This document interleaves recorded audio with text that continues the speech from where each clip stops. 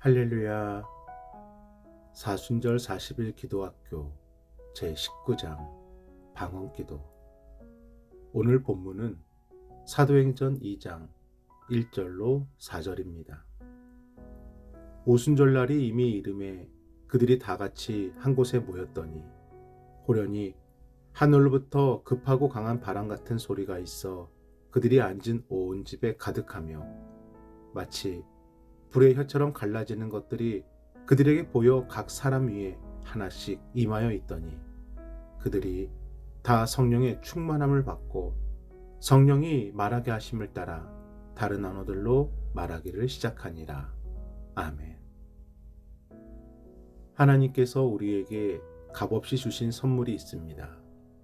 그 선물의 목적은 우리를 사랑하셔서 우리를 살리시기 위함이고 하나님의 뜻을 따라 우리에게 맡겨주신 사명을 감당하게 하시기 위함이고 하나님의 영광과 교회의 덕을 세우시기 위함입니다. 고린도전서 12장 8절로 11절입니다. 어떤 사람에게는 성령으로 말미암아 지혜의 말씀을, 어떤 사람에게는 같은 성령을 따라 지식의 말씀을, 다른 사람에게는 같은 성령으로 믿음을, 어떤 사람에게는 한 성령으로 병 고치는 은사를, 어떤 사람에게는 능력 행함을, 어떤 사람에게는 예언함을, 어떤 사람에게는 영들 분별함을, 다른 사람에게는 각종 방언 말함을, 어떤 사람에게는 방언들 통역함을 주시나니 이 모든 일은 같은 한 성령이 행하사 그의 뜻대로 각 사람에게 나누어 주시는 것이니라. 아멘. 바로 은사입니다. 은사는 한 성령께서 그의 뜻대로 각 사람에게 값없이 나누어 주신 하나님의 선물입니다. 그래서 은사에는 높고 낮음이란 없고 감히 평가할 수 없는 것이며 은사로 나를 드러내거나 은사를 헛되게 사용할 수도 없습니다. 사랑하는 여러분, 말씀을 따라 은사를 사모하시길 소망합니다. 그리고 은사를 주시는 하나님의 뜻을 따르시길 바랍니다. 은사는 나를 위함이 아니라 하나님을 위해 값없이 주신 선물입니다. 오늘 기도학교의 주제는 방언기도입니다. 이스라엘 백성들이 40년 광야의 삶을 마치고 가나안 땅에 들어가 첫 번째 수확을 거둔 것을 기념하여 지키는 절기를 오순절이라 합니다. 그 오순절을 기념하여 예수님의 제자들과 예수님의 어머니 그리고 예수님을 따랐던 무리들이 다 함께 마가의 다락방에 모여 기도를 하는데 그들이 기도하는 그 자리에 성령께서 각 사람에게 임재하셔서 성령의 충만함을 입혀주시고 성령이 말하게 하심을 따라 다른 언어들로 말하게 하십니다. 그것이 방언입니다. 당시 방언은 놀랍고 충격적인 사건이었습니다. 누군가는 자신의 지방에서만 쓰는 유일한 언어를 말하는 것을 보며 신기했고 또 누군가는 이들이 술에 취했다 조롱합니다. 그렇다면 성령께서 방언으로 말하게 하심의 그 목적은 무엇일까요? 첫째, 성도의 삶이 새롭게 시작되었다는 것입니다. 종전에 말씀드린 대로 오순절은 광야의 삶이 끝나고 가나안 땅에서의 새로운 삶이 시작되었음을 의미하는 것입니다. 그래서 오순절 날에 성령께서 임재하셔서 방언으로 말하게 하셨다는 것은 이제는 성령께서 함께 하시고 성령께서 중보하시고 성령께서 인도하시는 새로운 성도의 삶이 시작되었음을 알리는 것입니다. 두 번째는 하나님과 우리의 관계가 회복되었다는 것입니다. 아담의 범죄 이후 하나님과 사람과의 관계는 근본적으로 단절되었습니다. 그 단절된 관계가 예수 그리스도의 십자가의 보혈로 다시 이어진 것이고 성령님의 임재로 하나님과 사람과의 관계가 온전히 회복되었음을 알려주시는 것입니다. 이처럼 성령의 임재로 시작된 방언은 거기서 그치지 않고 방언 기도로 드러나게 됩니다. 고린도전서 14장 2절입니다.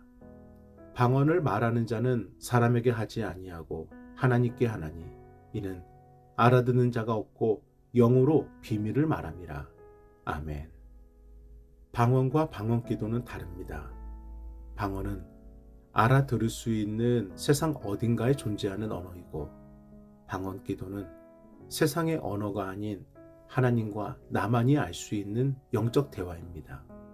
그래서 방언 기도는 방언을 통역하는 은사 없이는 어느 누구도 알 수가 없고, 오직 하나님께만 드리는, 하나님께만 들려지는 은사 기도입니다. 이러한 방언 기도는 나를 위한, 우리 개인의 영적 충만을 위한 그 목적을 갖고 있습니다. 고린도전서 14장 4절입니다. 방언을 말하는 자는 자기의 덕을 세우고 예언하는 자는 교회의 덕을 세우나니. 아멘. 사랑하는 여러분, 서두에 말씀드린 것처럼 은사는 한 성령께서 그의 뜻대로 각 사람에게 값없이 나누어 주신 하나님의 선물입니다. 그래서 은사에는 높고 낮음이란 없고, 모든 은사는 오직 하나님의 영광과 교회의 덕을 세우는데 그 목적이 있습니다. 그런데 너무나 안타까운 것은 예언의 은사, 치유의 은사, 심지어 방언의 은사도 사람들에게 드러내서 하나님의 영광과 교회의 덕이 아닌 오직 자신의 유익을 추구하는데 사용하려 한다는 것입니다. 예를 들어 유튜브에 방언 기도를 검색하면 많은 영상들이 올라오는데, 어떤 분들은 자신이 방언 기도하는 것을 영상으로 찍어서 올려두셨더라고요. 방언 기도는 누군가에게 보이기 위함이 아니고 신비주의도 영지주의도 아닙니다. 오직 하나님과 나만의 영적 대화이기에 방언 기도 영상을 올려도 알아듣지를 못하니 보는 사람들에게 어떤 유익도 안 됩니다. 심지어 어떤 분들은 방언을 자신에게 기도받고 배우라고 합니다.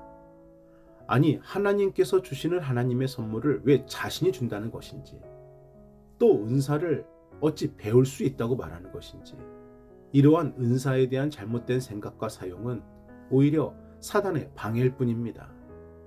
그렇다면 방언 기도의 유익은 무엇일까요? 왜 하나님께서는 방언을 은사로 주시는 것일까요? 첫째, 나와 하나님의 깊은 사귐의 도구이기 때문입니다. 고린도전서 14장 2절을 다시 한 번 더 읽어보겠습니다. 방언을 말하는 자는 사람에게 하지 아니하고 하나님께 하나니 이는 알아듣는 자가 없고 영으로 비밀을 말함이라. 아멘. 방언이 누구를 향해 말하는 것입니까? 하나님을 향해 말하는 것입니다. 그래서 방언 기도는 사단도 방해할 수 없는 오직 나와 하나님만의 비밀 대화입니다. 그러니 사단의 어떠한 방해도 없이 오직 하나님과 더 깊은 대화와 사귐이 가능한 것이 방언 기도입니다. 두 번째는 주신 사명을 감당하게 하시기 때문입니다. 고린도전서 14장 4절도 한 번 더 읽어보겠습니다. 방언을 말하는 자는 자기의 덕을 세우고 예언하는 자는 교회의 덕을 세우나니. 아멘. 방언은 누구의 덕을 세웁니까? 우리 자신의 덕을 세웁니다. 그래서 방언 기도는 내 안에 성령 충만의 증거가 되는 것이고, 우리에게 그리스도인으로서의 증표가 되는 것입니다. 그러니 주신 사명을 능히 감당할 성령의 충만한 은혜가 우리에게 흐르는 것이고, 그 은혜가 하나님의 영광과 교회의 덕을 세우는데 감당할 힘이 되는 것입니다. 세 번째는 하나님의 뜻을 알고 따르게 하기 때문입니다. 유다서 1장 20절로 21절입니다. 사랑하는 자들아, 너희는 너희의 지극히 거룩한 믿음 위에 자신을 세우며 성령으로 기도하며 하나님의 사랑 안에서 자신을 지키며 영생에 이르도록 우리 주 예수 그리스도의 긍휼을 기다리라. 아멘. 은사는 하나님의 사랑 안에서 우리의 자신을 지키도록 해주며, 은사는 거룩한 믿음 위에 우리의 자신을 온전히 세우도록 해주며, 은사는 영생에 이르도록 예수님의 긍휼하심을 기다릴 인내를 준다 말씀하십니다. 그러므로 하나님의 뜻을 깨달아 그 뜻을 따라가도록 하시기 위해 방언을 허락해 주신 것입니다. 사랑하는 여러분, 오늘도 우리가 이 은사를 사모하고 기도하시기를 바랍니다. 그리고 그 은사가 하나님의 뜻대로 쓰임받게 해달라고 간절하게 소망하시기를 바랍니다.